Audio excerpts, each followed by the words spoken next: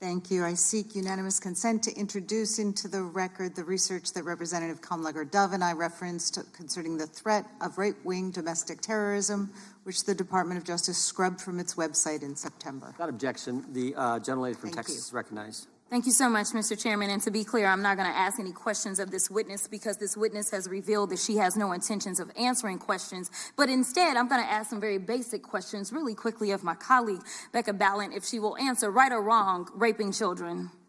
Wrong. Right or wrong, killing random citizens.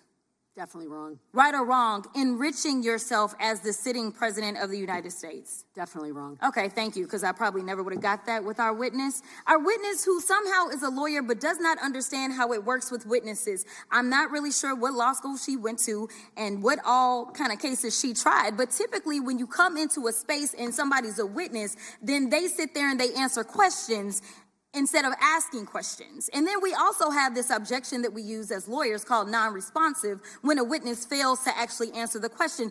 But nevertheless, let me address the survivors because that's exactly who they are. They are not victims, they are survivors. Let me say thank you for having more courage and moral clarity in your pinky fingers than the entire Department of Justice. We are currently the laughing stock of the world, partially because of the failed leadership within the DOJ as we see kings and queens falling everywhere around the world. But we don't know the basics of right and wrong in this country because it's not about partisanship. And that's why I applaud Thomas Massey, because he's the only person on the Republican side that has a backbone and knows how to stand up to corruption. But nevertheless, let me keep going.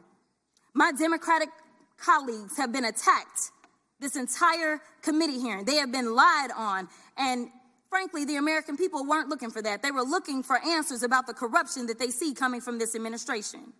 In the written testimony of this witness, of this particular witness, she stated that when she took office, she had two main goals. The first was to end the weaponization of justice, and second, to return the department to its core mission. Not only have you lied about both, you've intentionally done the exact opposite. You're spending more taxpayer resources arresting journalists than you are prosecuting pedophiles and creeps. In fact, your boss, the President of the United States, stated that this administration, quote, took the freedom of speech away. And at your direction, DOJ has arrested Don Lemon and Georgia Fort. And I might add that y'all actually had a judge that rejected y'all for trying to arrest Don Lemon before, just like the grand jury rejected y'all as it relates to Senator Kelly, just like a grand jury rejected y'all as it relates to Senator Slotkin, just like the case against Tish James was dismissed and the case against Mr. Comey was dismissed. I completely don't get how it is that you're sitting at the top of DOJ because you don't seem to be good at your job. You're spending more taxpayer resources arresting these journalists. In fact, we know after Georgia Fort and Don Lemon were arrested, we know that there were homes of journalists that were raided.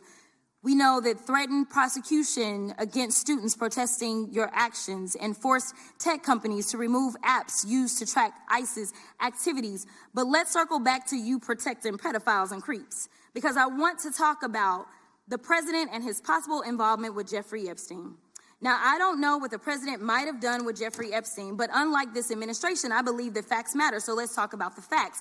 Fact number one, Donald Trump is one of the most named people in the Epstein files. At least 5,000 files contains more than 38,000 references to Trump, his wife, or Mar-a-Lago.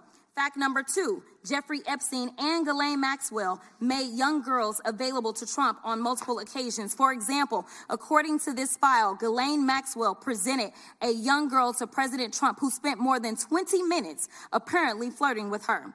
Here's another example. This shows notes from FBI investigators that describe Jeffrey Epstein transporting a victim to Mar-a-Lago to meet with President Trump, where he bragged to Trump that, quote, this is a good one. Now, I'm not saying that the president is a pedophile, but there is a lot of evidence in these files that suggests that he's very close friends with a lot of men who are pedophiles. What's crazy about all of this is just that this is a big cover-up. And this administration is engaged in it. In fact, this administration is complicit.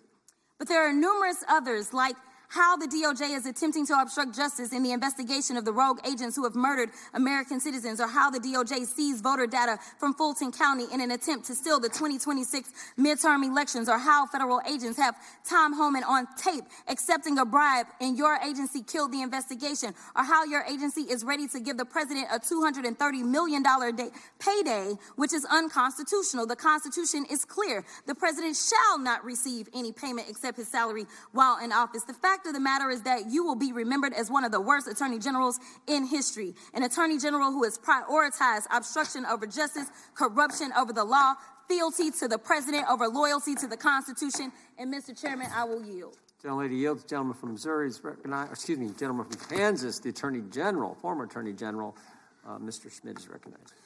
Thank you, Mr. Chairman, and General Bondi, thanks for being here. Did you have anything you wanted to say before we talk? I do. Thank you, Congressman. Thank you, my friend, for many years. I find it interesting that she didn't even want to try, Congresswoman Crockett, to ask any questions, because she certainly did not condemn her leader, Hakeem Jeffries, for taking money from Jeffrey Epstein after Epstein was convicted. And I will be brief to give you your time, Congressman. This is what she didn't want to talk about. Texas, from Cuba, convicted, homicide, arson, weapon offense. Convicted. You know, So what we Estrada, talking about? Convict Texas, some of these convicted, perpetrators that homicide. rape these women that are Chairman, sitting time behind you, belongs that you to the refuse gentleman to even from acknowledge Kansas. they are here. Time belongs to the Texas. gentleman from Kansas. Mr. Chairman, could I have a few seconds You back bet, to make you up bet. for the yelling? Thank you. General, did you have anything Congress. further to say? Texas, convicted of homicide.